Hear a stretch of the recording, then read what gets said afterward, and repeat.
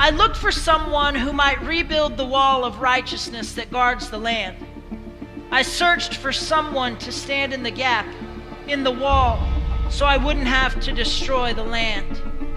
But I found no one.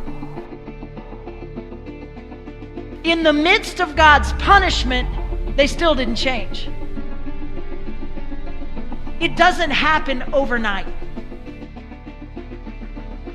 That the list of sins that are raging every day in our world today, that the place that our country once was, the place that our founding fathers set up this nation to believe and to live, can I submit to you that from that time to now, there has been a slow erosion.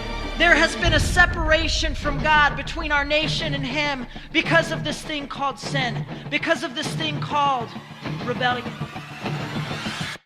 God is looking for a few people who are desperately in love with the Lord that say, you know what? I understand that there's a chasm. I understand that there is a gap, but I choose to be the one to stand in the middle between a dying and hurting world and the love of God.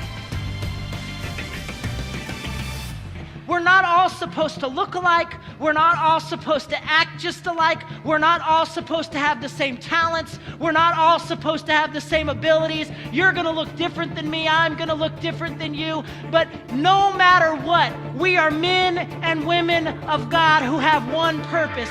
We are a people that were designed to provide a way between this world and the love of God. And when you stand in the gap, you begin to understand, I am more than a conqueror through Jesus Christ. The pits of hell have nothing against me. The enemy has no hold on me. I stand in the gap, not on my own power, but only a power that comes from God. When we say, God, I will be one to stand in the trench, and I will be the bridge for people to find Christ.